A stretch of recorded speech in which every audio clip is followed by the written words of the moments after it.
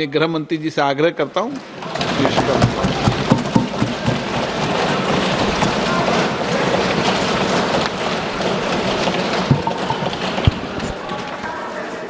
माननीय अध्यक्ष जी, मैं आपके प्रति आभार व्यक्त करना चाहता हूं कि इस महत्वपूर्ण विषय पर आपने मुझे बोलने का मौका दिया। माननीय अध्यक्ष जी, इस विषय पर चर्चा के लिए सत्र की शुरुआत में 2 दिन गतिरोध भी हुआ।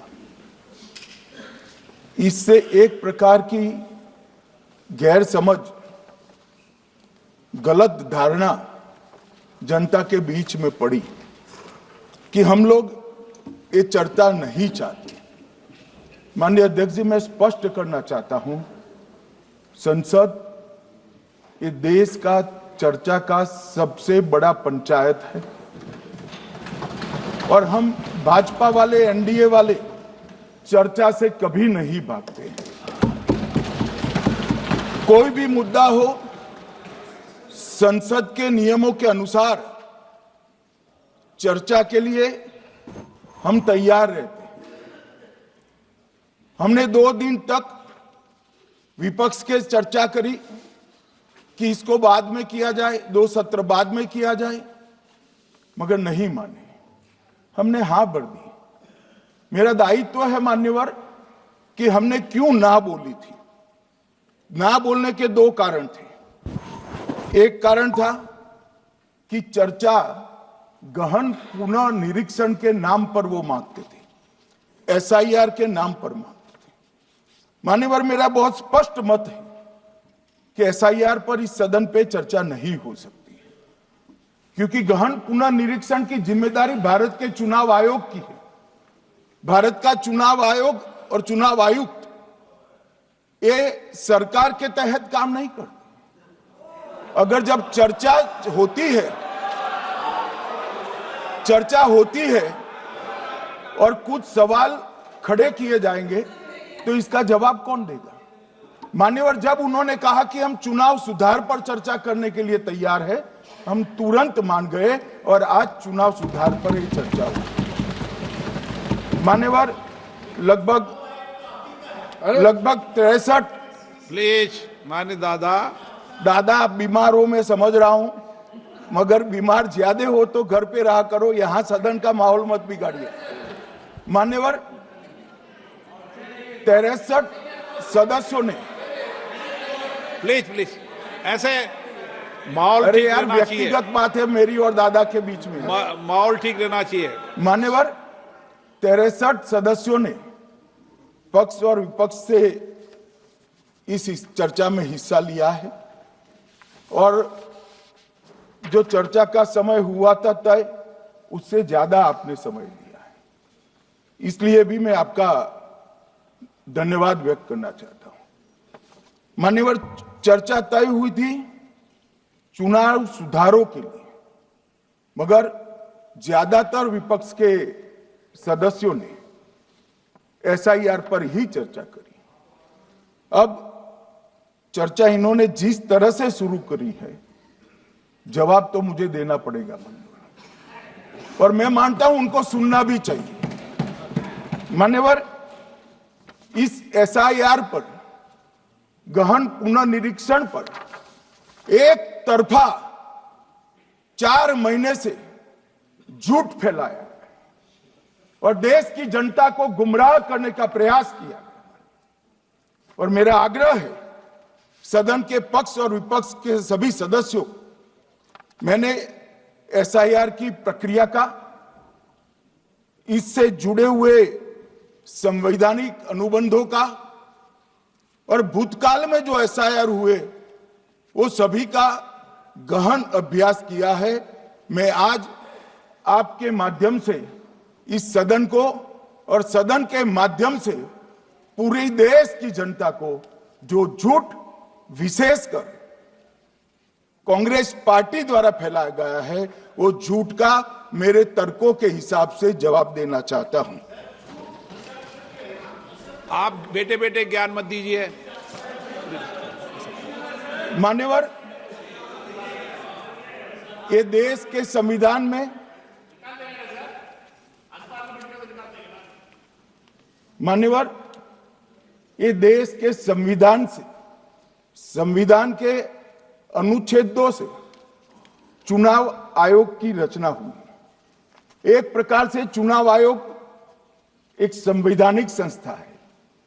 संविधान के अंदर चुनाव आयोग का गठन, उसकी शक्तियां, चुनावी प्रक्रिया, मतदाता की परिभाषा और मतदाता सूची को तैयार करने और उसके सुधारने के लिए की शक्तियां, इसके बारे में स्पष्ट प्रावधान किए गए।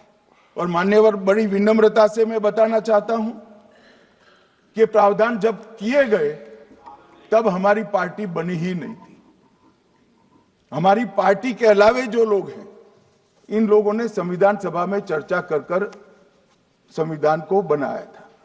इसलिए ये पूरी चुनाव की प्रक्रिया जो संविधान के अंदर व्याख्यायित की गई है और आज जो हो रहा है, ये दोनों के बीच में क्या अंतर है और आरोप क्या है, इसको मैं जवाब देना चाहता हूं। मान्यवर, फ्री एंड फेयर चुनाव कराने का हमारा संविधान ने जिम्मेदारी चुनाव आयोग की तय की। मतदाता सूची बनाने की और मतदाता सूची में सुधार करने की जिम्मेदारी भी चुनाव आयोग को दी। अनुच्छेद संविधान के भाग 15 में अनुच्छेद 324, इसमें चुनाव आयोग का गठन, चुनाव आयुक्त की नियुक्ति, लोकसभा, राज्यसभा, विधानसभा, उपराष्ट्रपति और राष्ट्रपति, ये सभी चुनाव का संपूर्ण नियंत्रण संविधान ने चुनाव आयुक्त को दिया है। और चुनाव आयुक्त एक से ज्यादा हो तो इलेक्शन कमिश्नर को दिया है। अब 325 जो अनुच्छेद है, वो किसी भी पात्र मतदाता को मतदाता सूची से बाहर नहीं रखा जाता, इसका प्रावधान करता है। मगर 326 एक गहन पुनर्निरीक्षण के लिए, एसआईआर के लिए बहुत महत्वपूर्ण है। क्या है 326 मान्यवर? इन्होंने मतदाता की पात्रता, योग्यता और मतदाता होने की शर्तें आर्टिकल 326 में तय की है। और वो शर्तें क्या है? सबसे पहली शर्त है कि मतदाता भारत का नागरिक होना चाहिए, विदेशी नहीं होना चाहिए। ये सबसे पहली शर्त है। और ये कह रहे हैं कि चुनाव आयोग क्यों ये कर रहा है? भाई, इसका दायित्व है, इसलिए कर रहे हैं।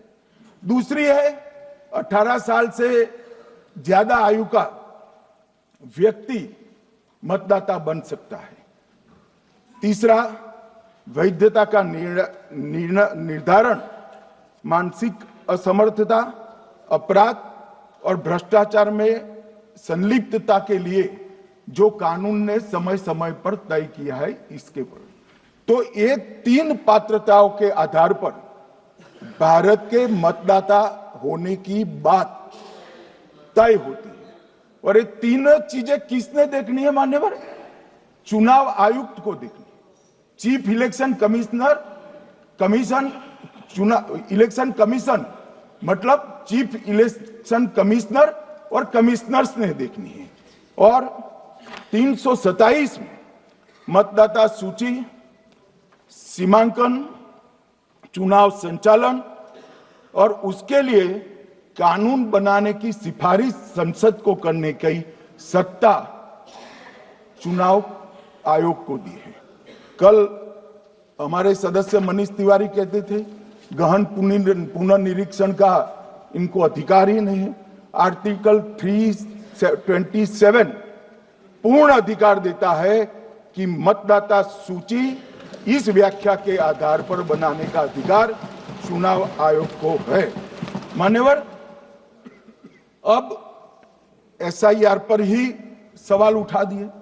मान्यवर, इन्होंने कहा कि एसआईआर आज क्यों हो रहा है? मैं इनको थोड़ा इतिहास और मान्यवर एक नई फैशन हो गई है, इतिहास बताते हैं तो नाराज हो जाते हैं कि आप इतिहास मत बताइए। अरे भला कोई भी प्रक्रिया, कोई भी देश, कोई भी समाज इतिहास को छोड़कर कैसे आगे बढ़ सकता है? इतिहास कोई भी समाज का महत्वपूर्ण अंग है। मान्यवर, हमारे लोकतांत्रिक इतिहास की शुरुआत 1952 से हुई। तो सबसे पहला गहन पुनर्निरीक्षण एसआईआर कब हुआ? 1952 में। एसआईआर की क्या जरूरत है वो कहते हैं, इसलिए मैं कहता हूं। तो उस वक्त प्रधानमंत्री कौन थे? जवाहरलाल नेहरू। किस पार्टी से थे? कांग्रेस पार्टी से। दूसरा कब हुआ? 1957 में। फिर जवाहरलाल नेहरू प्रधानमंत्री थे, कांग्रेस पार्टी से थे। तीसरा हुआ 61 में, उसमें भी जवाहरलाल नेहरू प्रधानमंत्री थे और कांग्रेस पार्टी थे। 65-66 में भी हुआ, एक ही गहन पुनर्निरीक्षण 2 साल में हुआ। उस वक्त भी श्री लाल बहादुर शास्त्री प्रधानमंत्री थे, कांग्रेस पार्टी थे। 83-84 में हुआ, इंदिरा जी थी। 87-89 में हुआ, राजीव गांधी थे। 92-93-95 में हुआ, नरसिम्हा राव थे। 2002 और 3 में हुआ, तब श्री अटल बिहारी वाजपेयी थे। मान्यवर, 2004 में गहन पुनर्निरीक्षण समाप्त हुआ, तब डॉक्टर मनमोहन सिंह जी प्रधानमंत्री थे। तो 2, 3, 4 का एक गहन पुनर्निरीक्षण हुआ, एसआईआर हुआ। उसमें 2 साल एनडीए के प्रधानमंत्री थे, भाजपा के थे, और 1 साल डॉक्टर मनमोहन सिंह। 2004 के बाद सीधा 2025 में गहन पुनर्निरीक्षण हो रहा है और इस वक्त हम हैं। एक पूरा गहन पुनर्निरीक्षण एसआईआर की प्रक्रिया का आज तक 2004 तक किसी भी दल ने विरोध नहीं किया है। क्योंकि ये चुनाव को पवित्र रखने की प्रक्रिया है, चुनाव के उद्देश्यों को, लोकतंत्र को स्वस्थ रखने की प्रक्रिया है। अगर लोकतंत्र में चुनाव जिसके आधार पर होते हैं वो मतदाता सूची ही प्रदूषित है, तो चुनाव कैसे साफ और सुथरे हो सकते हैं? समय समय पर मतदाता सूची का गहन पुनर्निरीक्षण जरूरी है, इसलिए चुनाव आयोग ने फैसला किया कि 2025 में इसको किया जाएगा। मान्यवर, एक बीच में एक घटना मैं जरूर कहना चाहूंगा। 2010 में एक चुनाव आयुक्त महोदय ने निर्णय किया कि रिटर्निंग ऑफिसर को मतदाता सूची में से नाम काटने का अधिकार नहीं है, और उसके बाद से किसी की मृत्यु हुई तो भी नाम नहीं कटते थे, कोई एक क्षेत्र से दूसरे क्षेत्र में गया तो भी नाम नहीं कटते थे। एक व्यक्ति का ट्रांसफर हो गया तो कोयम्बटूर से वो शिमले चला गया, भारत सरकार का कर्मचारी है, तो उसका नाम कोयम्बटूर में भी रहता था, शिमला में रहता था। क्योंकि 2010 में, मैं बताता हूं किसे, मैं बख्शूंगा नहीं, आप चिंता मत करो। क्योंकि 2010 में एक व्यवस्था हुई कि किसी का नाम नहीं काट सकते, और उस वक्त भी कांग्रेस पार्टी की सरकार थी। तो एक गहन पुनर्निरीक्षण क्या है? मानो एक गहन पुनर्निरीक्षण है कि जिनकी मृत्यु हो गई उनके नाम कट जाए, जो 18 साल से बड़े हो गए उनके नाम जोड़ जाए, जो किसी भी प्रकार से 2 जगह मतदाता है उनके नाम कट जाए, और जो विदेशी नागरिक है उनको चुन चुन कर डिलीट किया जाए। ये गहन पुनर्निरीक्षण। और मैं आज इस मंच से, आपके माध्यम से इस सदन को और देश की जनता को कहना चाहता हूं, क्या कोई भी देश का लोकतंत्र सुरक्षित रह सकता है जब देश का प्रधानमंत्री और राज्य का मुख्यमंत्री कौन हो वो घुसपैठिए तय करेंगे? मान्यवर, नहीं रह सकते। एक मतदाता का एक से ज्यादा जगह पर वोट होना चाहिए। मान्यवर, एक से ज्यादा जगह पर वोट होना चाहिए। जो लोगों का मृत्यु हो चुका है, मान्यवर, जिन लोगों का मृत्यु हो चुका है उनका वोट मतदाता सूची में होना चाहिए। मान्यवर, ये एसआईआर और कुछ नहीं है, मतदाता सूची का शुद्धिकरण है। मैं मानता हूं इससे कुछ दलों के राजनीतिक स्वार्थ आहत होते हैं। मुझे उन दलों के प्रति एक प्रकार से अनुकंपा भी है, क्योंकि देश के मतदाता तो वोट देते नहीं हैं। ये थोड़े विदेशी दे देते थे, वो भी चले जाएंगे। मगर मान्यवर, क्या हमने भारत के नाते निर्णय करना पड़ेगा कि इस देश की संसद को चुनने के लिए, राज्य की विधानसभा को चुनने के लिए विदेशी को वोट देने का अधिकार देना है या नहीं देना है? और मेरा मत है, मेरा विनम्र मत है मान्यवर, कि ये नहीं देना चाहिए।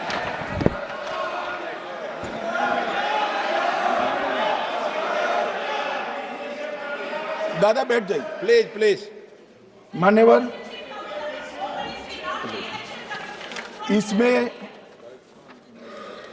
इसमें कानूनी स्थिति का प्रश्न नहीं है।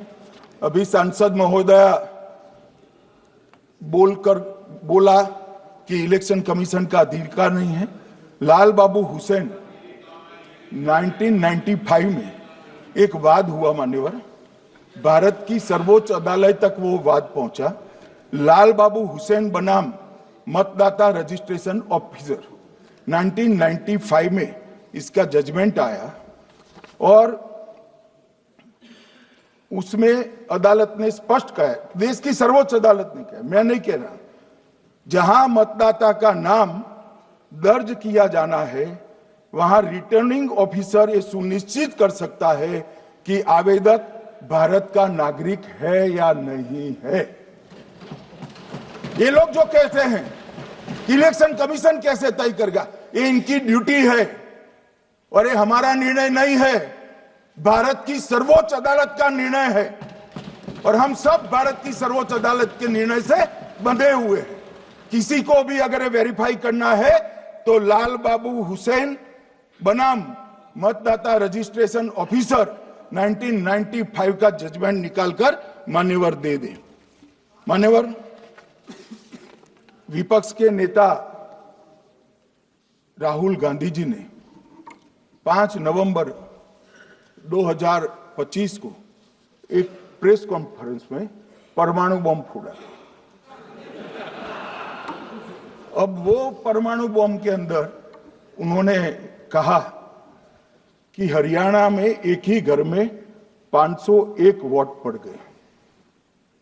चुनाव आयोग ने इतनी स्पष्टता करी कि हाउस नंबर 265 कोई छोटा मकान नहीं है और 1 एकड़ का पुश्तैनी प्लॉट में अनेक परिवार बस रहे हैं, मगर वहां हर परिवार के घर का नंबर नहीं दिया गया है, इसलिए सब जगह हाउस नंबर 501 दिया गया और एक परिवार की तो 3 पीढ़ियां साथ में रह सकती है। और पुराने नंबर से ही जब हरियाणा में कांग्रेस की सरकार चुनी गई तब से ये नंबर इसी तरह से चल रहा है। ये ना कोई फर्जी घर है ना फर्जी वोटर है। मान्यवर, वोट चोरी का नैरेटिव बनाने के लिए मान्यवर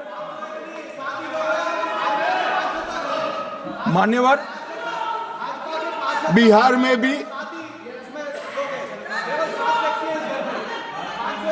मेरा भाषण पूरा हो जाने दो। नहीं, आप अभी पूरा भाषण हो गया। नहीं, कई बार नाम आएगा।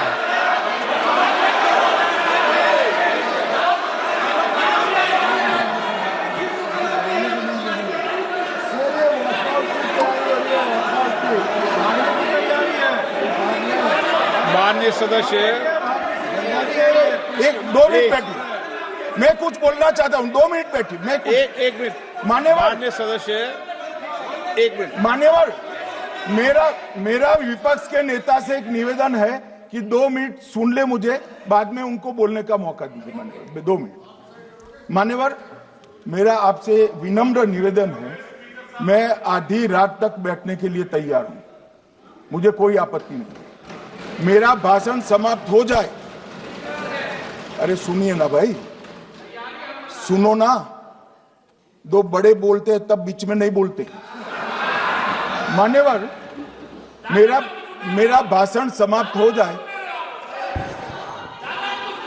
प्लीज प्लीज नहीं।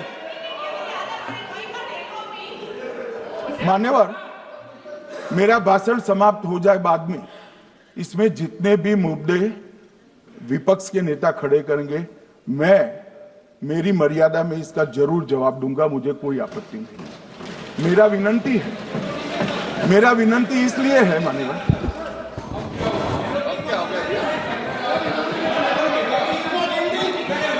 एक मिनट, तो उनको पूरी बात करने दें। हाँ हाँ मान्यवर, मेरा विनंती भी मान्यवर, नो प्लीज डिबेट नहीं करते बेटे। मान्यवर, मेरा विनंती इसलिए है कि शायद वो जो मुद्दा खड़ा करना चाहते हैं उसका जवाब मेरे आगे भाषण में आ जाएगा तो मुद्दा ही नहीं बचेगा, इसलिए मैं कह रहा हूं मुझे पूरा सुन लिया जाए। मान्यवर, बिहार में एक मतदाता की उम्र 34 साल बताई गई, 34 साल की है, इसको 124 साल बताया गया। सच था कि इसमें उम्र 124 बार छपी थी। बाद में मिंता देवी जी ने खुद बताया कि उन्होंने ऑनलाइन आवेदन किया था और वो ऑनलाइन आवेदन करने में गलती हो गई, इसके कारण उम्र 124 बार साल छपी थी। अब इसके आधार पर मतदाता सूची पर प्रश्न कर दिए। सुबोध कुमार नवादा प्रेस कॉन्फ्रेंस में कहा गया कि एक राजनीतिक दल के बीएलए है, इनका नाम कभी आया ही नहीं, वो भी सच नहीं निकला। रंजू देवी रोहतास, उनको कहा कि एक कार्यकर्ता, उन्होंने बाद में रंजू देवी जी ने स्टेटमेंट दिया, जबरन बुलाकर उनकी वोटर लिस्ट से नाम काट लिया गया, ऐसा आरोप हुआ। तो रंजू देवी ने यही कहा कि कांग्रेस के कार्यकर्ताओं को कहने पर मैंने गलत जानकारी दी थी।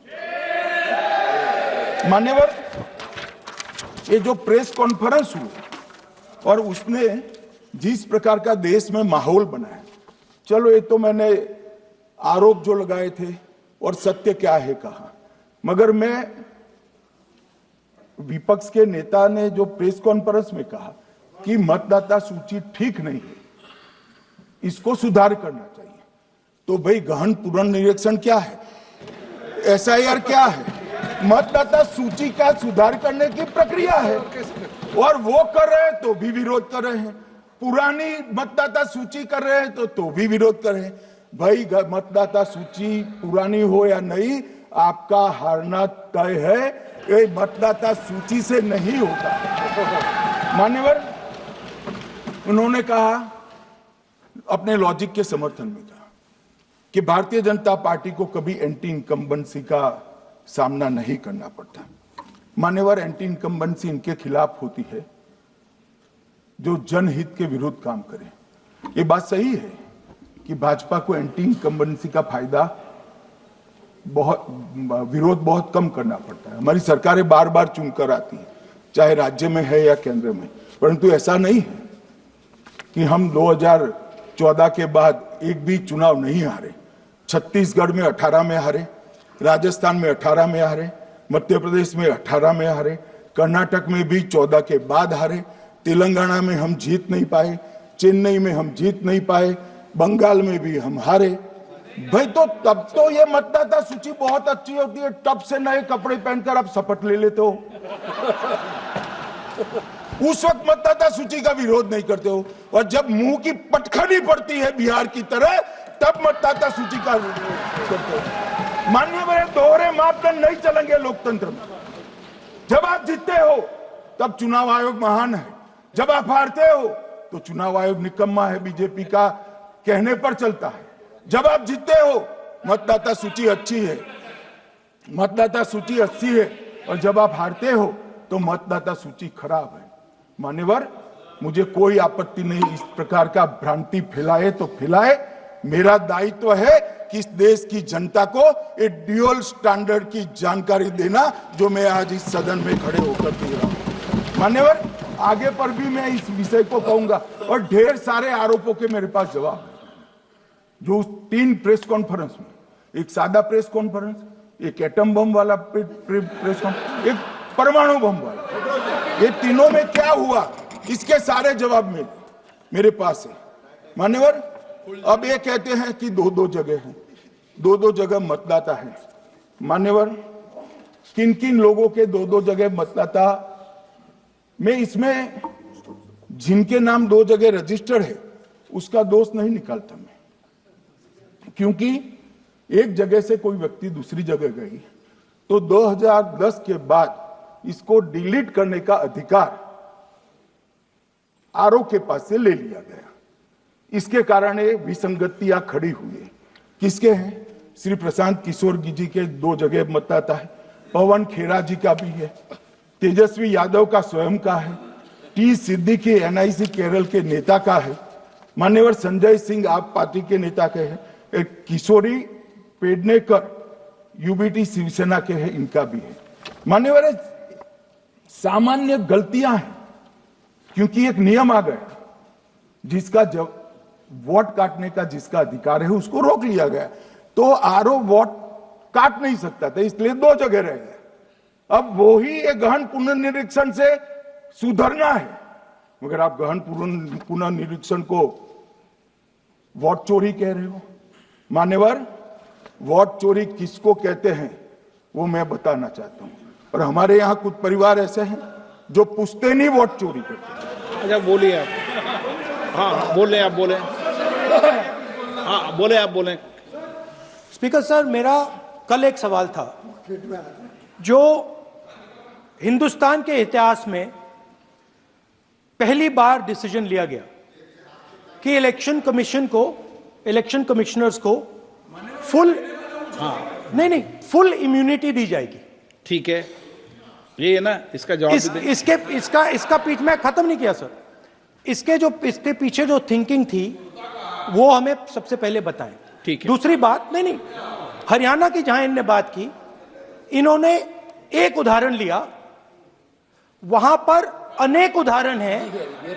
वो भी आपने दिया था ना, 19 वो भी आपने दिया था, इसलिए दिया वो भी।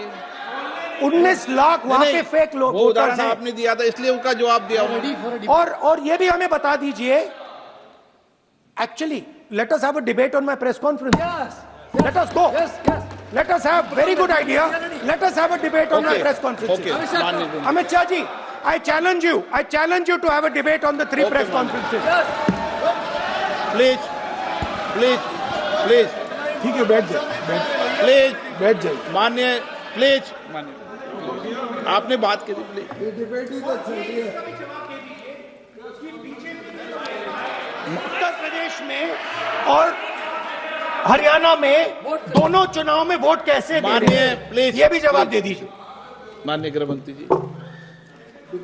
मान्यवर, पहली बात मैं स्पष्ट करना चाहता हूं, मैं 30 साल से विधानसभा और संसद में जनप्रतिनिधि के रूप में चुनकर आता हूं। मुझे लंबा अनुभव है संसदीय प्रणाली का।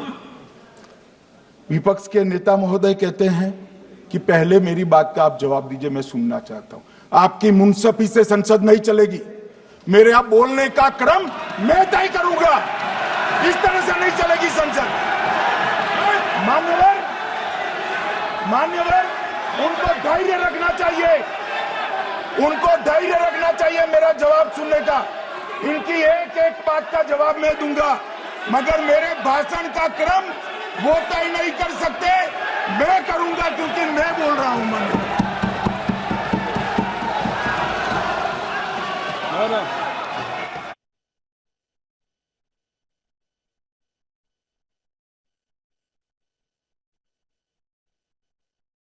एक मिनट गृह मंत्री जी, एक मिनट गृह मंत्री, क्या गलत बोला उन्होंने यही बोला, आपने जो बात उठाई है मुझे कब बोलना है मैं तय करूंगा, यही बोला ना, उसमें क्यों उत्तेजित हो रहे हो आप? हाँ, आपके 2-2 मिनट में खड़े होने से थोड़ी जवाब देते रहेंगे। नो, माननीय गृह मंत्री, नहीं होगा। मैं आपको फिर मौका दूंगा, आपको।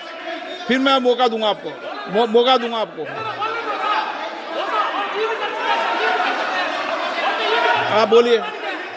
हाँ, बोलिए सर। ये बोलिए। आपने अगर अमित शाह जी का रिस्पांस देखा तो ये कंप्लीटली डिफेंसिव रिस्पॉन्स है, ये घबराया हुआ रिस्पॉन्स है, ये डरा हुआ रिस्पॉन्स है। अब सुनिए पूरी बात, प्लीज प्लीज मानिए। नो, सच्चा रिस्पॉन्स नहीं है। माननीय गृह मंत्री जी, मान्यवर आपके चेहरे पर बैठो बैठो, मान्यवर आपके चेहरे पर चिंता की लकीरें मैं देख रहा हूं कि मैं क्या बोलूंगा। मैं उनके उकसावे में नहीं आऊंगा, मैं मेरे विषय पर बोलूंगा। मान्यवर, मैंने इतना ही कहा कि मैं मेरे भाषण का क्रम मैं तय करूंगा। मेरे भाषण का पहले क्या बोलना, बाद में क्या बोलना, मैं तय करूंगा। और मैं मानता हूं कि हर एक वक्ता का ये अधिकार है, उनका भी है, मेरा भी है। कल वो बोल रहे तो हम ऐसा थोड़ी ना बोले आप झूठ क्यों बोल रहे हो, हम नहीं बोले, नहीं बोल सकते साहब। वो माननीय विपक्ष के नेता है, वो बोल सकते अपना भाषण। मान्यवर, और मैंने तो ये भी कहा मेरा पूरा भाषण छूट कर कुछ बच जाता है तो आप पूछिएगा, मैं जवाब दूंगा। मगर अब धैर्य भी चाहिए और सुनना भी चाहिए, दोनों चीजें करनी पड़ती है। मान्यवर, वोट चोरी का कोहराम बचा। मैं वोट चोरी किसको कहते हैं वो बताना चाहता हूं। वोट चोरी के 3 आयाम हैं। एक तो मतदाता नहीं है, मतलब योग्यता नहीं है, और आप वोटर बन जाते हो तो वोट चोरी माना जाएगा। दूसरा, आप गलत प्रकार से चुनाव जीतते हो तो वोट चोरी माना जाएगा। और तीसरा, जनादेश को डिफाई करते हो, मतलब वोट के विपरीत आप कोई पद प्राप्त कर लेते हो तो भी एक प्रकार से वोट चोरी होता है। अरे सुनो ना, क्यों जल्दबाजी करते हो मानिकम, क्यों? अब मैं 3 वोट चोरी की घटनाएं बताना चाहता हूं। सबसे पहली घटना हुई आजादी के बाद, देश का प्रधानमंत्री तय करना था। तय कौन करना था? तो उस वक्त के जितने प्रांत थे इसके कांग्रेस के अध्यक्षों ने, उनके एक एक वोट से तय होना था। अब 28 वोट श्री सरदार पटेल को मिले और 2 वोट जवाहरलाल नेहरू जी को मिले।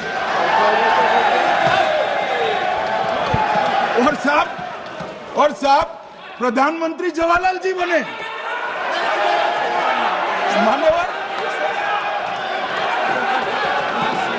मान्यवर,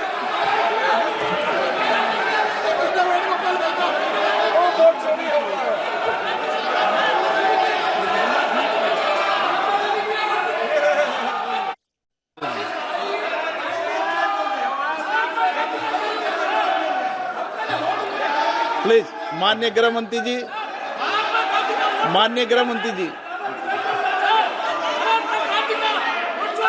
प्लीज।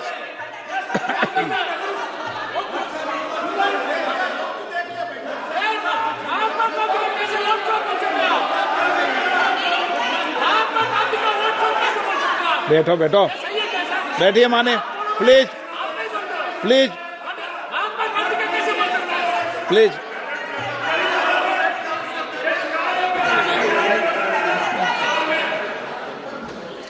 मान्यवर, दूसरी, प्लीज बैठिए बैठिए माननीय सदस्य, प्लीज, हर बार नहीं उठते, बैठिए। मान्यवर, दूसरे प्रकार की वोट चोरी और नैतिक तरीके से चुनाव जीतना, ऐसी वोट चोरी भी भूतकाल में एक बार हुई थी। श्रीमती इंदिरा गांधी रायबरेली से चुनी गई। इलाहाबाद हाईकोर्ट में श्री राजनारायण पहुंचे कि चुनाव नियमों के अनुसार नहीं हुआ। इलाहाबाद हाईकोर्ट ने ये तय कर दिया कि श्रीमती गांधी ने उचित तरीके से चुनाव नहीं जीता है, हम इसको रद्द कर देते। मान्यवर, ये भी वोट चोरी थी, बहुत बड़ी वोट चोरी थी। और उसके बाद में क्या हुआ? उसके बाद में वो वोट चोरी को ढकने के लिए संसद में कानून लाया गया कि प्रधानमंत्री के खिलाफ कोई केस ही नहीं हो सकता। मैं विपक्ष के नेता को कहना चाहता हूं, इम्यूनिटी की बात आप चुनाव आयोग की पूछ रहे हैं, इसका तो मैं जवाब दूंगा, इम्यूनिटी का। मगर ये इम्यूनिटी जो श्रीमती गांधी ने दी थी, इसके लिए आपका क्या कहना है? और उन्होंने तो स्वयं के लिए ले ली। उनका आरोप है। प्लीज, ऐसे नहीं चलता। मान्यवर, आप जब बोले, जब 5-5 मिनट में उठेंगे क्या? ये मान्यवर, उनका आरोप है। आप भी बोले, आप भी बोले, आप भी बोले। नो, गलत। 1-1 मिनट में सदस्य नहीं उठेगा ना। मान्यवर, उनका आरोप है कि सरकार ने बनाया तो लोकतंत्र ने बनाया, तो जो उस समय का केस था वो बताया है, आगे का तो बताया। मोदी जी को भी सब लोगों ने प्रधानमंत्री बनाया है भाई, आपकी कृपा से नहीं बने हैं। मान्यवर,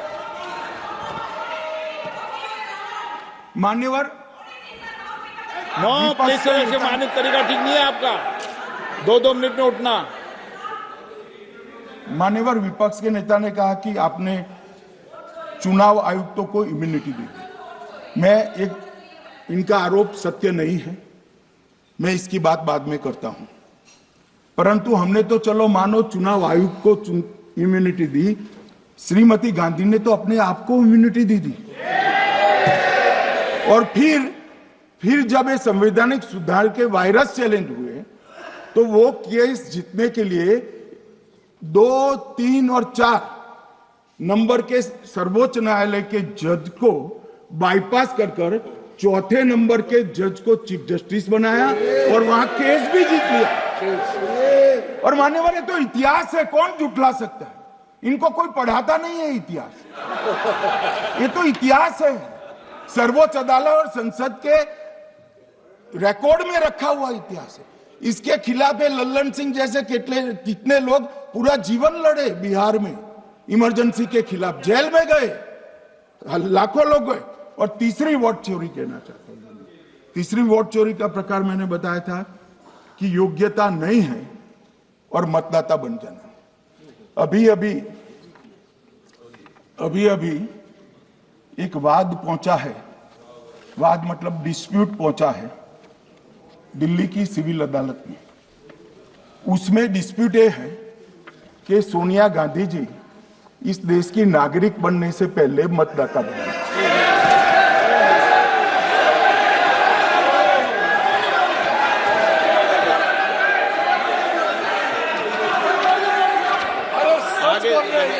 आगे सुनो, बोल क्या रहे, पूरी बात तो सुनो।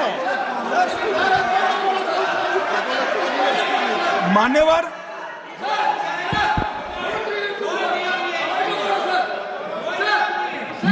मैंने इतना ही कहा है कि अदालत में केस चल रहा है जो फैक्चुअल है। अब जवाब तो उनको अदालत में देना है, सोनिया जी ने यहां क्यों दे रहे हैं? अदालत में जवाब देना है।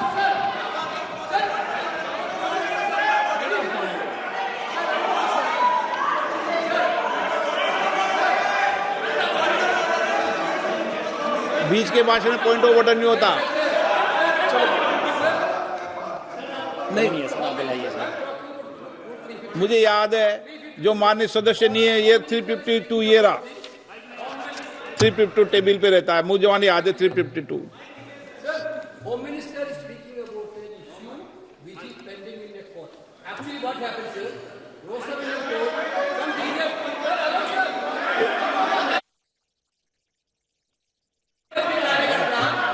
filed a case on Madam Sonia Gandhi's voting on that 80.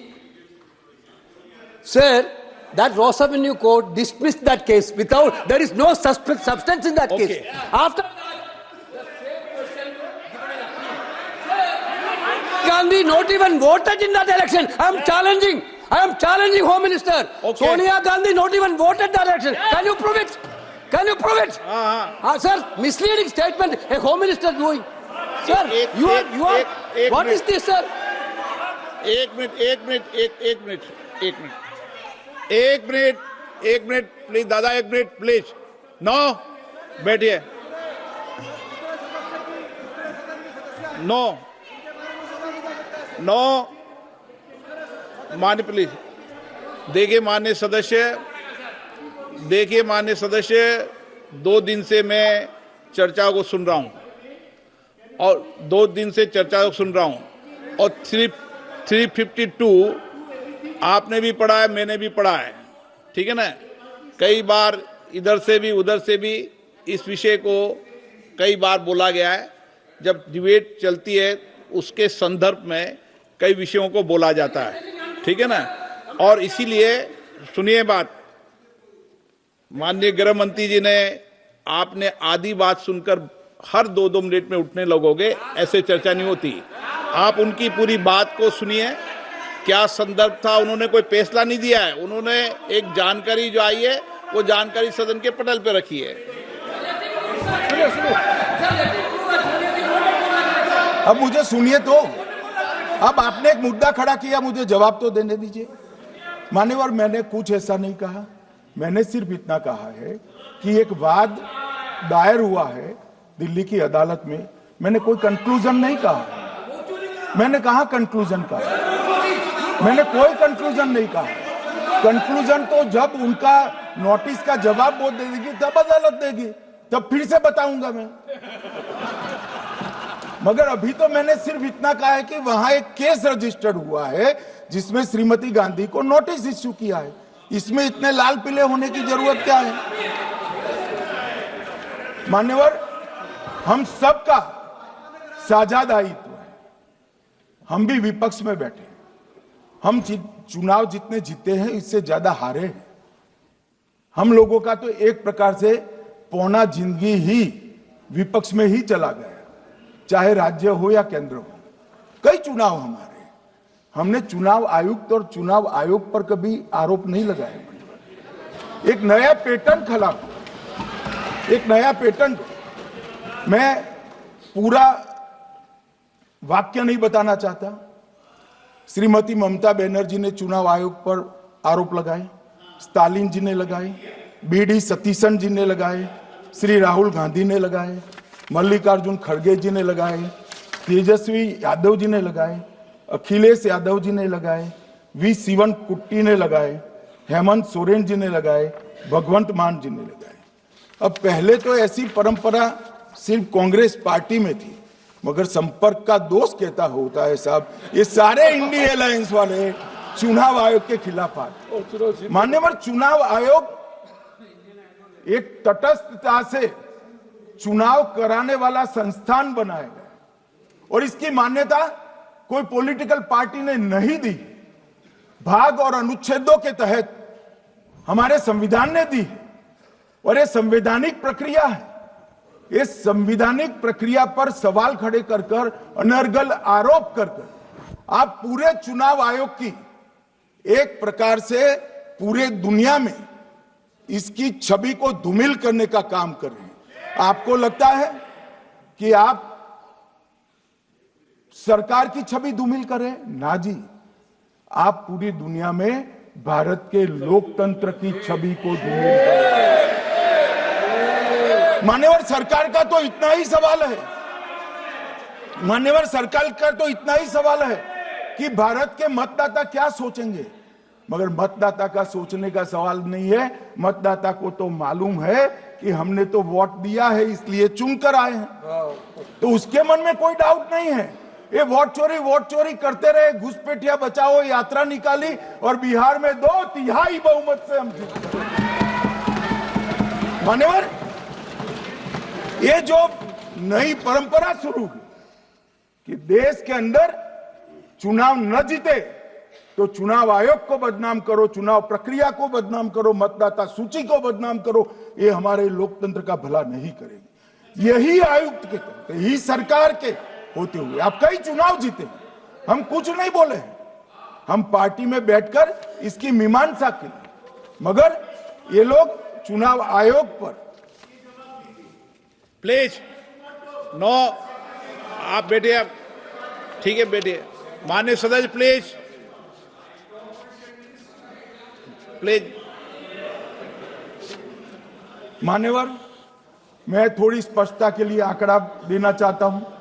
मई 14 में श्रीमान नरेंद्र मोदी इस देश के प्रधानमंत्री बने, तब से उनको आपत्ति है। तो एनडीए क्या क्या जीती?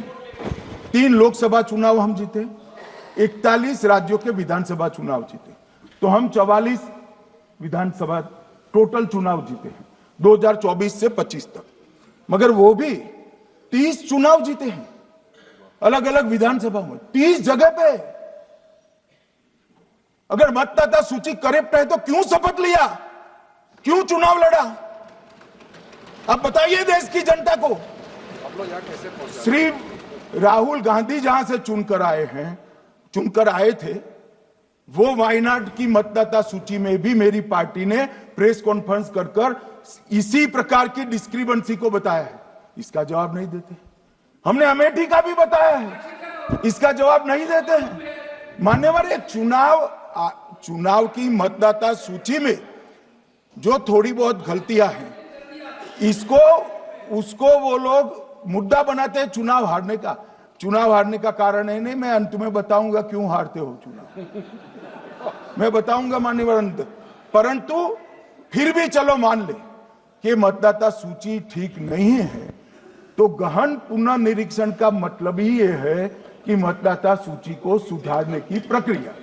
अब इसमें आपके बीएलए सहयोग नहीं करते हैं, आप उसका बहिष्कार का ऐलान करते हो, आपकी राज्य सरकारें जहां है वो मदद कम करती है, तो कैसे मतदाता सूची का शुद्धिकरण होगा? जो आपकी डिमांड है वो ही चुनाव आयोग कर रहा है। आपकी डिमांड है कि मतदाता सूची ठीक हो, वो चुनाव आयोग कर रहा है। मगर हुआ क्या है मान्यवर मालूम है? इनको अब अगर प्रेस में कोई पत्रकार उनको पसंद ना आए ऐसा सवाल पूछते हैं तो तुम बीजेपी के एजेंट हो ऐसा कहते हैं। मान्यवर, सवाल जो भी हो उसको लेना चाहिए। मान्यवर, पत्रकार कभी बीजेपी का एजेंट नहीं होता है। मगर आप अगर ऐसा मानते हो कि लोकतंत्र में आपको पसंद आए ऐसे ही सवाल पत्रकार पूछे, तो ये नहीं हो सकता। इमरजेंसी नहीं है भाई, इमरजेंसी नहीं है। मान्यवर, एक प्रेस में कोई सवाल पूछता है तो कहते हैं बीजेपी के एजेंट हो। केस हारते हैं तो जज पर आरोप कर देते हैं, चुनाव हारते हैं तो ईवीएम पर आरोप करते हैं। ईवीएम की दलील अब गले नहीं उतरती तो वोट चोरी का मुद्दा लेकर आए। वोट चोरी का मुद्दा लेकर पूरा बिहार में यात्रा निकाली, फिर भी हार गए। अब हारने का कारण आपका नेतृत्व है, ये हारने का कारण ईवीएम और मतदाता सूची नहीं है। और अगर ये मानते हैं मान्यवर, अगर ये मानते हैं कि इनको कोई पूछने वाला नहीं है, भगवान करे मैं गलत पड़ जाऊं, कांग्रेस के कार्यकर्ता इनका हिसाब मांगेंगे। एक दिन कांग्रेस के कार्यकर्ता इनका हिसाब मांगेंगे कि इतने चुनाव कैसे हार गए। मान्यवर, कोई जज आजादी के इतने साल में नहीं हुआ है मान्यवर कि कोई जज एक जजमेंट दे तो जज के खिलाफ इंपीचमेंट लेकर आते हैं। अपनी वोट बैंक को एड्रेस करने के लिए इंपीचमेंट लेकर आते हैं मान्यवर। और ये सारे ने तो साइन कर दिया, साथ ही साथ उद्धव जी ने भी साइन कर दिया। उद्धव जी, जजमेंट क्या है? एक पहाड़ी पर मान्यता है कि हाँ सबसे ऊपर दिया जलाया जाए। मान्यवर, ये वोट बैंक को संभालने के लिए एक हाईकोर्ट के जज के सामने इंपीचमेंट लेकर आए हैं। देश की जनता उनको मदद नहीं करे।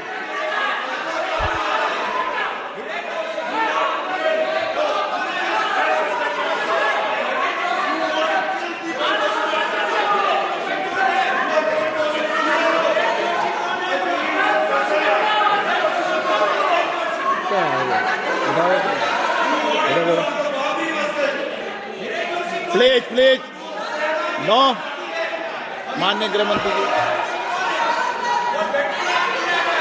गौरव जी बैठ जाइए, नया मुद्दा शुरू हो रहा है।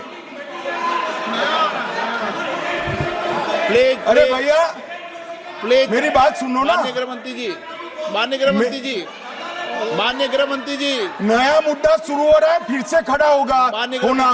आप बैठ जाइए प्लीज। नो,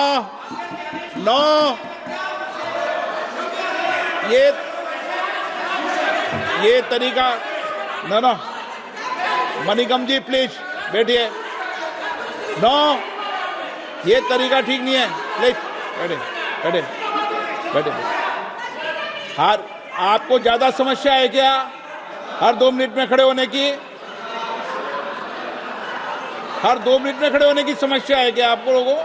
बैठिए, ऐसे नहीं चलेगा। मान्यवर, 2014 के बाद अरे दादा ये भी बैठ गए, अब बैठ जाओ। मान्यवर, 2014 के बाद हारने की परंपरा शुरू हुई। हारने की परंपरा शुरू होने के बाद हाँ जीते ही है, मगर हारने की भी परंपरा हुई है। मान्यवर, हारने की परंपरा शुरू करने के बाद इन्होंने सबसे पहले ईवीएम को निशाना बनाया। आज मैं आपके माध्यम से सदन को और सदन के माध्यम से देश की जनता को बताना चाहता हूं, ईवीएम कौन लेकर आया इस देश में? मान्यवर, कौन लेकर आया? 15 मार्च 1989 को जब राजीव गांधी इस देश के प्रधानमंत्री थे, तब ईवीएम लाने का कानूनी बदलाव किया गया था। अब राजीव गांधी के ईवीएम के कानून का भी विरोध कर रहे हैं। मान्यवर, इसके बाद में अरे सुनो ना क्या प्रक्रिया हुई। इसके बाद में ईवीएम के खिलाफ किसी ने याचिका करी।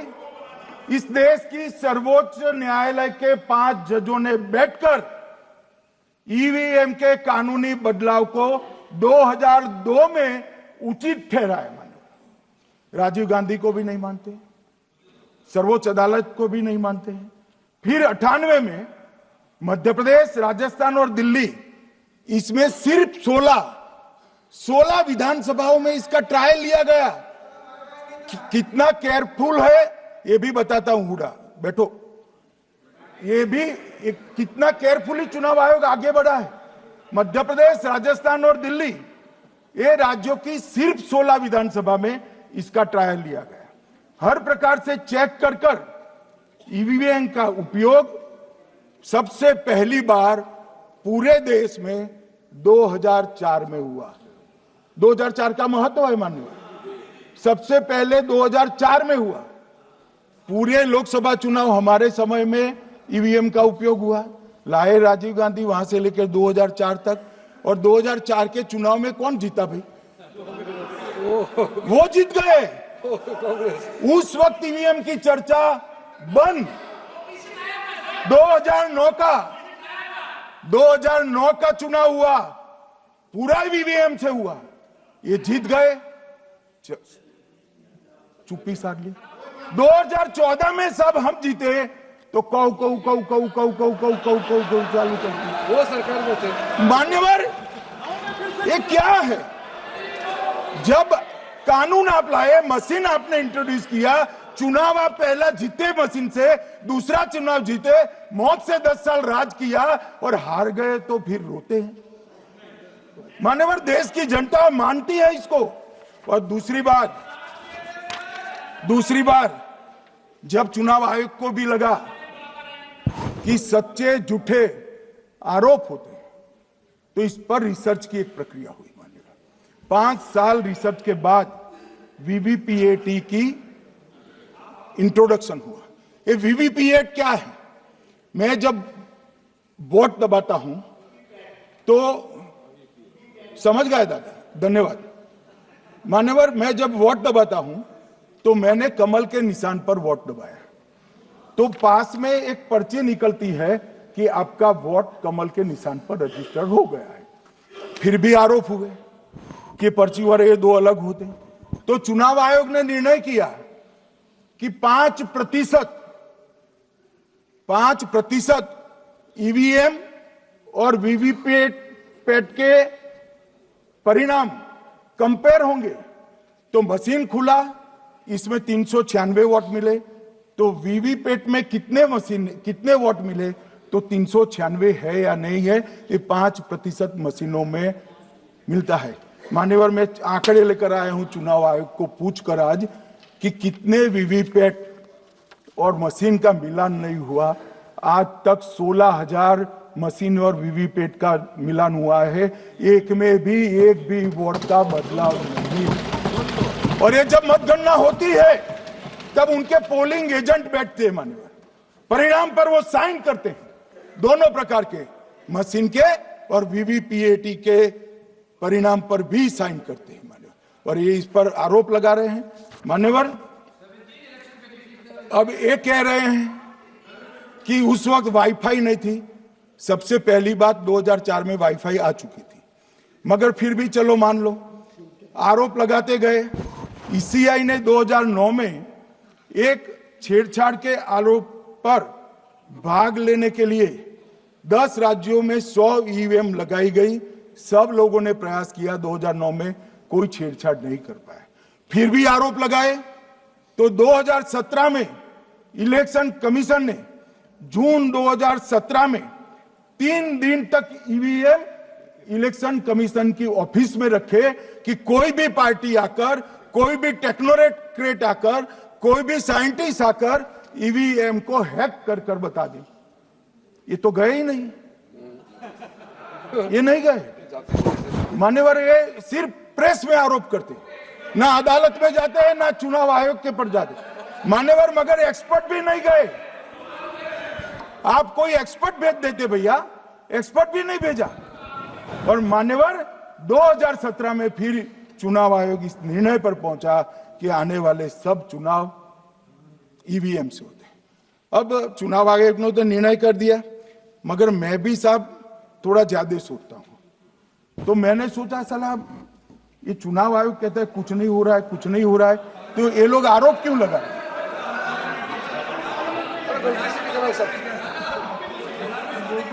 मान्यवर मेरे शब्द कोई ऐसे हो तो काट दीजिए। काट दिया राहुल जी।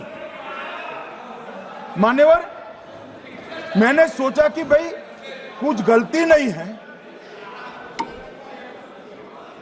मान्यवर कोई गलती नहीं है, तो ये लोग विरोध क्यों कर रहे? फिर मुझे याद आया कि मान्यवर जब इनके जमाने में चुनाव होते थे, बिहार और यूपी में सरकारें बनाती होती थी, पूरे के पूरे वोट के बक्से हाईजैक कर लिए गए। ईवीएम आने से ये बंद हो गया, ईवीएम आने से बंद हो गया। और मान्यवर चुनाव की चोरी बंद हुई है, इसलिए पेट में दर्द हो रहा है।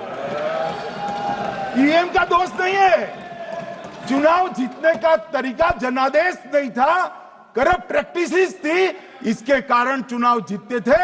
अब आज ये पूरे एक्सपोज हो चुके हैं। जब जनादेश पर चुनाव होता है तो आप जीत सकते हो, जीतो, स्वागत है उसका, मगर जब हारते हो तो अन्य कारण बताना, जैसे पहले मैंने कहा ऐसा बताना, ये ठीक नहीं है। मान्यवर कल मैंने लीडर ऑपोजिशन का भाषण स्वयं यहां बैठकर सुना है। पूरा भाषण उनका धागों में उलझ गया, थ्रेड्स में उलझ गया। मान्यवर ये कहते हैं पीएम का शेड्यूल देखकर चुनाव आयोग चुनाव तय करता है। मेरा सभी सांसद महोदय से करबद्ध निवेदन है कि चुनाव होने के पहले के 1 महीने पीएम का शेड्यूल, और पीएम को लगभग 24 और 16 कितना होता है, 40 महीना हो गया। इसमें से किसी भी 1 महीने का शेड्यूल दिखाओ। पीएम की गति ही इतनी है, कोई भी महीना उठाओगे तो इतने ही प्रवास करते हैं। मानवर इसको चुनाव का कोई लेन देन नहीं है। हमारे प्रधानमंत्री जनसंपर्क में आजादी के बाद सबसे ज्यादा प्रवास करने वाला प्रधानमंत्री। और मैं जानता हूं साहब, मैं जानता हूं नरेंद्र मोदी जी को 2001 से मैं बता सकता हूं, एक भी दिन की छुट्टी नहीं, एक भी वैकेशन नहीं, लगातार जनता का काम करना। मैंने कभी नहीं देखा उनको वैकेशन में। कई बार इनका अनुकरण करने का प्रयास करते हैं तो बीपी बढ़ जाता है। इतना ये फिर रूठ जाएंगे प्लीज। मान्यवर ये पूरी चर्चा चुनाव सुधार पर थी। मैंने आज ये भी जांच करा,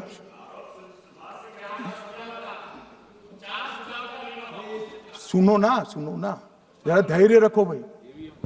मान्यवर मैंने आज सुबह चुनाव आयुक्त के वहां जांच कराई। जांच मतलब कोई गोपनीय चीज नहीं पूछी है, आप इसका इशू मत बने। मैंने ये पूछा कि चुनाव सुधार के लिए मई 2014 के बाद कौन सी पार्टी से कितने आवेदन आपको मिले, क्योंकि चुनाव सुधार जो करना है इसकी प्रक्रिया क्या है। चुनाव सुधार सभी राजनीतिक दलों के साथ चर्चा कर कर चुनाव आयोग भारत सरकार के विधि मंत्रालय को भेजता है और विधि मंत्रालय इसका कानून बनाकर संसद के सामने रखता है। ये प्रक्रिया है। तो मैंने सोचा कि इतना बड़ा हो हल्ला हुआ तो ढेर सारे चुनाव सुधार कांग्रेस पार्टी ने दिए होंगे, तो मैं जरा उसका पूछा कर दूं, लगे हाथ तो इसकी भी बात कर लूं, इसमें गोपनीय क्या है। तो मैंने पूछा तो साहब मुझे एक रहस्य मालूम पड़ा कि आज तक मई 2014 से चुनाव आयोग को एक भी चुनाव सुधार का सुझाव कांग्रेस पार्टी से नहीं है। मान्यवर,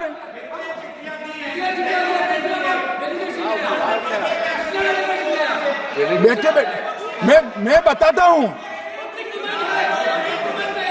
मान्यवर, मैं जवाब पूछोगे क्या?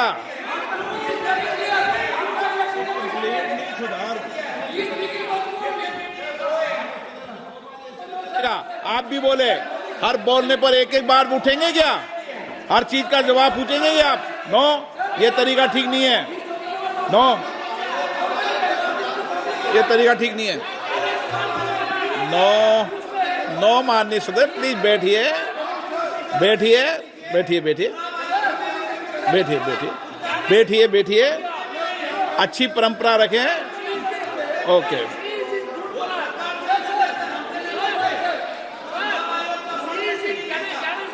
नो नो प्लीज, हर 2 मिनट नहीं उठते। अच्छी है। नो, ऐसी नो, प्लीज बैठिए आप, प्लीज बैठिए, प्लीज बैठिए, प्लीज बैठिए, सुनिए, प्लीज प्लीज बैठिए। माननीय सदस्यगण, ये कभी परंपरा नहीं रही कि सत्ता पक्ष और प्रतिपक्ष का कोई भी माननीय सदस्य कभी बोल रहा हो तो हर विषय पर बैठे बैठे टिप्पणी करना या हर विषय पर खड़े होकर सवाल पूछना, ये परंपरा कभी नहीं रही। आपने भी भाषण दिया आज, आपको कोई ने बीच में उठ के पूछा कोई ने? माननीय गृह मंत्री जी, अच्छी परंपराएं लागू करो, अच्छी तरह चलाएं सदन। मैं मेरे स्टेटमेंट पर कायम हूं। नरेंद्र मोदी सरकार बनने के बाद आज तक कांग्रेस पार्टी ने चुनाव आयोग को एक भी चुनाव सुधार का प्रपोजल नहीं दिया। मान्यवर, मेरी समझ में अगर इतना पढ़कर आता है तो उन्होंने भी तो पढ़ा होगा। ये मुद्दा क्यों उठा रहे? मूल मुद्दा है अवैध घुसपैठियों को मतदाता सूची में रखने। इन लोगों ने, मान्यवर,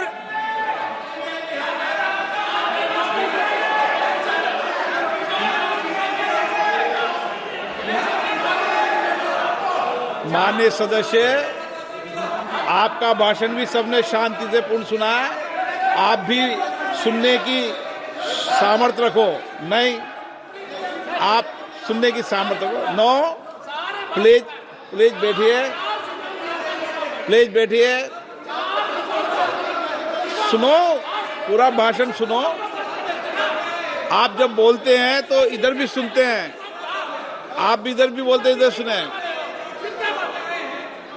गृह मंत्री इलेक्शन रिजल्ट के लिए बात बोलता सर।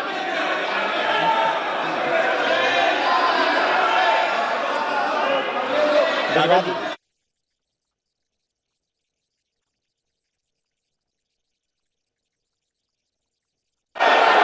माननीय सदस्य, आप जब बोलते हैं तो इधर भी सुनते हैं, पूरे सुनने की क्षमता रखो। सर, ये लोग डर गए हैं, जवाब नहीं सुन सकते हैं। इतना दिनों से देश के सामने में झूठ फैला करके इन्होंने गुमराह करके चर्चा मांगा। आज गृह मंत्री जी एक एक बात का जवाब दे रहे हैं। ये भाग गए, डर गए, सुन भी नहीं सकते। ये अगर ये सुन नहीं सकते हैं इतना दिनों से संसद का समय बर्बाद क्यों किया? अगर सच्चाई नहीं सुन सकते तो इतना दिनों तक सड़कों पर संसद का समय लोगों को भ्रम फैला करके क्यों समय बर्बाद किया? ये दिखा रहे, हमको मालूम था ये भागने वाले हैं। सच्चाई को सुनना चाहिए, सच्चाई को सुनना चाहिए। और जब सच्चाई सामने में आया तो डर गए, सुनने का कैपेसिटी तक नहीं है और इतना गुमराह किया। पिछले सेशन का पार्लियामेंट सेशन इन्होंने तबाही किया, मॉनसून सेशन को भी इन्होंने बर्बाद किया इसी मुद्दे पर, और ये हमारे शीतकालीन समय को भी इन्होंने 2 दिन बर्बाद किया। आज बारीकी से जब बता रहे थे ये लोग भाग गए, ये तो ठीक नहीं है।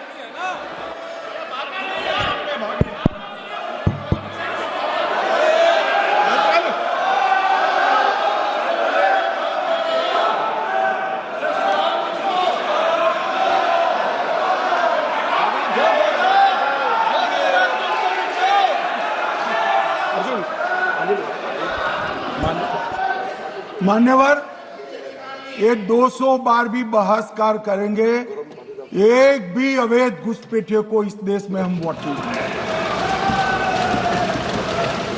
ये हमारे एनडीए का पॉलिसी है मान्यवर। डिटेक्ट मतलब ढूंढो, डिलीट करो, मतदाता सूची में नाम काटो और उनको डिपोर्ट करो। हम संवैधानिक प्रक्रिया कर कर डिटेक्ट, डिलीट और डिपोर्ट ये पूरा करेंगे। ये क्यों सदन छोड़कर भाग गए? मैं इनके सामने तो कोई बात भी नहीं कर रहा था, ना कांग्रेस पार्टी के सामने बात कर रहा था। मैं तो बात कर रहा था घुसपैठियों को देश के बाहर निकालने की। अब ये तो देखिए साहब, अगर मैंने इतने सारे आरोप करे श्री जवाहरलाल नेहरू पर, इंदिरा गांधी पर, इनके पिताजी पर, सोनिया जी पर, तब भागते तो लाजिम था। ये घुसपैठियों को लिए भाग गए क्योंकि उनकी हमारी पॉलिसी है डिटेक्ट, डिलीट और डिपोर्ट। उनकी पॉलिसी है नॉर्मलाइज कर दो घुसपैठ को, उसके बाद में मान्यता प्रदान कर दो और चुनाव में मतदाता सूची में डालकर फॉर्मलाइज कर दो। मगर साहब ये लंबे समय तक नहीं चलना। मैं मेरे मन से मानता हूं, मेरे पार्टी के सिद्धांत तो है ही, मगर मैं मानता हूं कि जनसांख्यिकी में इतना बड़ा परिवर्तन देश के लिए बहुत बड़ा खतरा है। यह देश एक बार जनसांख्यिकी के आधार पर बढ़ चुका है और हम नहीं चाहते कि आने वाली पीढ़ी ये देश के भी बंटवारे दिखे। इसलिए ये बहुत जरूरी है कि इस देश से घुसपैठ को रोकना पड़ेगा।